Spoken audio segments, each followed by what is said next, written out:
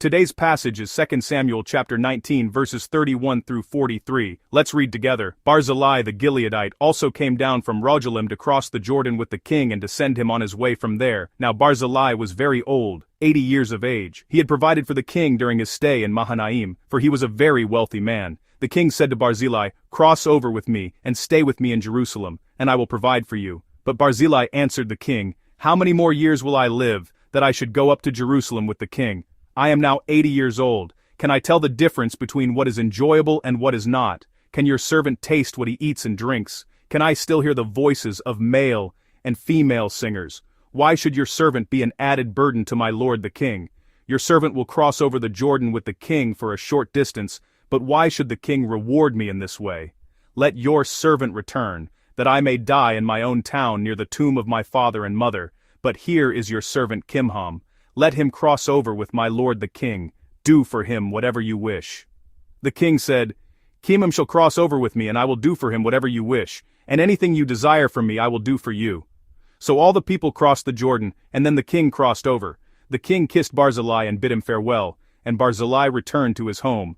When the king crossed over to Gilgal, Kimham crossed with him. All the troops of Judah and half the troops of Israel had taken the king over. Soon all the men of Israel were coming to the king and saying to him, "Why did our brothers, the men of Judah, steal the king away and bring him and his household across the Jordan, together with all his men?" All the men of Judah answered the men of Israel, "We did this because the king is closely related to us. Why are you angry about it? Have we eaten any of the king's provisions? Have we taken anything for ourselves?" Then the men of Israel answered the men of Judah, "We have 10 shares in the king, so we have a greater claim on David than you have. Why then do you treat us with contempt? Weren't we the first to speak of bringing back our king?" But the men of Judah pressed their claims even more forcefully than the men of Israel. Amen. There are 5 love languages: words of affirmation, time spent together, gifts, physical touch, and acts of service. They are the ways we feel loved when we receive love, and at the same time, they are the ways we express love to others when we love them. These 5 love languages are not so much actions given with the expectation of getting something back. Rather, they are actions that flow naturally because we love. Yet these days, among the reasons for divorce often mentioned by marriage matching companies, many divorces are said to happen under the name of a balance of giving and receiving. In other words, people say, "I should receive as much as I have given." But the moment calculation enters love, a crack has already begun. When love starts calculating, relationships begin to break within it. We, however, have received the incomparable love of Jesus Christ. As Christians who must become like that love, we are people who must practice not a calculating love, but a love that flows out without calculation, and we know well how richly such love makes a relationship flourish. In today's passage we see these 2 kinds of people side by side, a relationship that does not seek repayment, and people who demand their vested rights because they think they have not received what they naturally deserved. Barzillai appears in the passage, and it says that Barzillai provided for David. When David was driven out of Jerusalem and fled to Mahanaim, several people were with him, and when he entered Mahanaim, 3 people came out and served David and the people with him. Those 3 people who served him at that time were Shobi son of Nahash from Rabbah of the Ammonites, Makir from Lodabar, and Barzillai the Gileadite from Mahanaim. But when we look carefully at these people, historically and relationally, they were not the kind of people who would naturally serve David. They were people who might naturally have been hostile to David. Shobi was an Ammonite from Rabbah. What kind of city was Rabbah? The battle in which David had Uriah killed when he took Bathsheba was the Battle of Rabbah.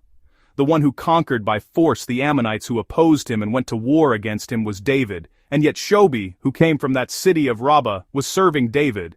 Makir from Lo-Debar was the man who, after King Saul and Jonathan died, cared for Mephibosheth to the end and hid him as one of King Saul's close supporters. He was close to the house of Saul. When we remember from the previous passage how Shimei the Benjaminite cursed David, perhaps because of his affection for Saul, Makir's action feels surprising, and the passage speaks of Barzillai the Gileadite from Mahanaim. If we trace Gilead in relation to Saul, Gilead was the region connected with Benjamin's wives. In the time of the judges, when the remaining men of Benjamin took wives, they brought them from Gilead, and Mahanaim was the place where Ishbosheth, together with Abner, moved the royal seat after Saul died.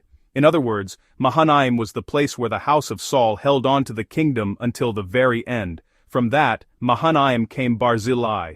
These three people were serving David. The Bible tells us why they served in this way. It says only that they served David and the people because they thought they might become exhausted, hungry, and thirsty in the wilderness and on the road. In other words, it says they served David and the people with a heart of sympathy and compassion. In that one simple heart, in that heart that provided for them, there was sympathy and compassion. Yet the Ammonites and the people of Gilead had a painful history.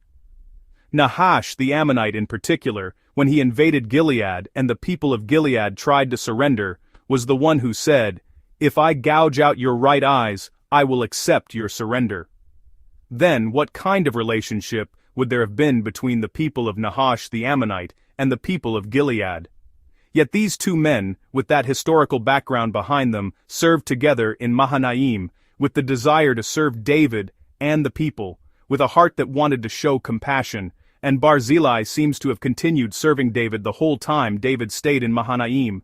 Then this Barzillai, already over 80 years old, came out with David all the way to the Jordan, as David was returning to Jerusalem after winning the war against Absalom. This elderly man, over 80, had already served him all that time. That alone was something to be grateful for, but when he came out even to the road, to see him safely on his way home, what must David have felt? Given the historical and relational circumstances we have just seen, these three people were not people who would naturally serve him.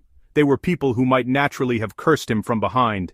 And among them, when Barzillai served him to the end, what must David's heart have felt? When David said, "I will provide for you," those words must have come from a deep and sincere place in his heart. How sincere David's words were became clear once more when David was dying. Among the instructions David left to Solomon at his death, one of the first was this: "Because Barzillai served me in that way, even after I die, make sure that the sons of Barzillai are provided with food at the king's table." In short, he left Solomon a command that royal support should not be cut off, not only for Barzillai and not only for his son Kimham, but for his sons and his descendants after them. Love that does not seek repayment moves the other person's heart. And its fruit does not remain for only a moment, it remains for a truly long time. But in today's passage, a group appears that is the opposite of this. They seek their own share. Judah claims its share because they are the king's relatives. Israel claims its share because it represents more tribes. Of course, if we look at verses 11 and 12, the background of this conflict was also partly David's fault. It is true that David spoke to the elders of Judah, stirred them up, and caused Judah to move first. Yet the essence of the problem is that both Judah and Israel stand before King David and insist on their own vested rights, refusing to step back from their position that they must take what belongs to them.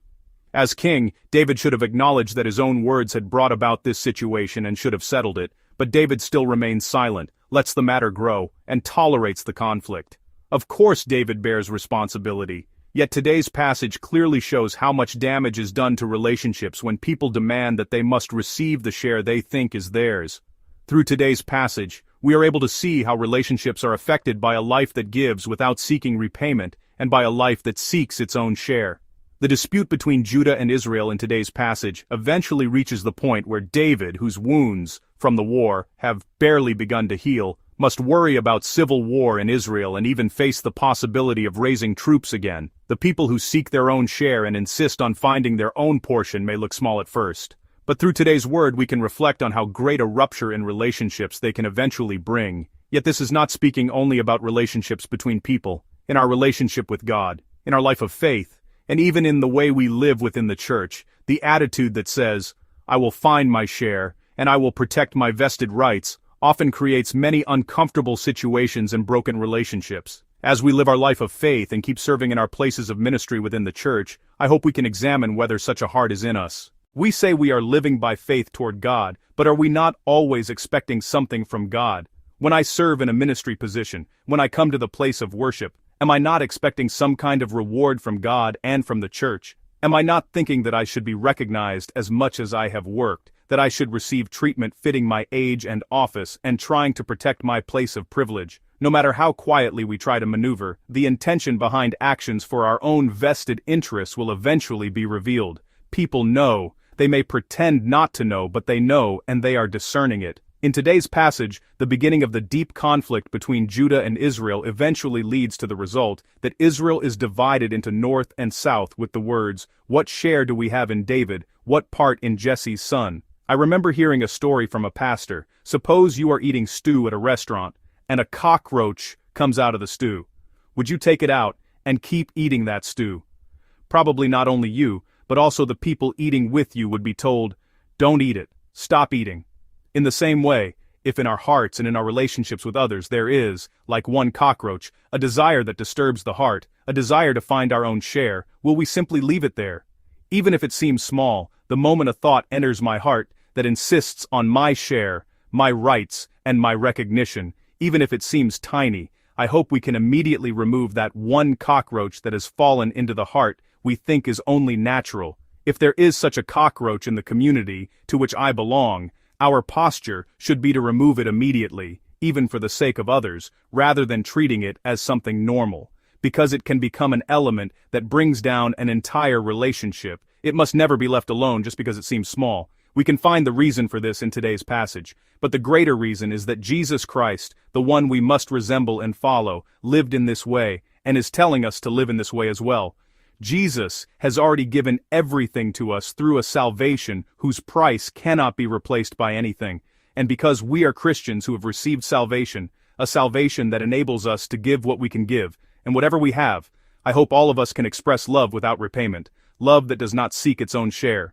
I bless you to live this day as a day of practicing love that does not seek repayment, and if there is even a small heart in us that becomes angry because we think we have lost our vested rights and that wants to use shallow schemes to get them back, I bless you to quickly remove that disturbing cockroach and to have a precious day in which your heart is led again into the heart Jesus desires. As we make this excuse and that excuse thinking, this is order, or this is only natural, and trying to make others listen well to us, people know that shallow heart.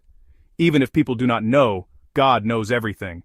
Therefore, may we not be people who demand and desire something for ourselves, whatever it may be. Rather, just as Jesus has shown us, and just as today's word helps us realize, may this be a precious day in which we embrace everyone with love without seeking repayment.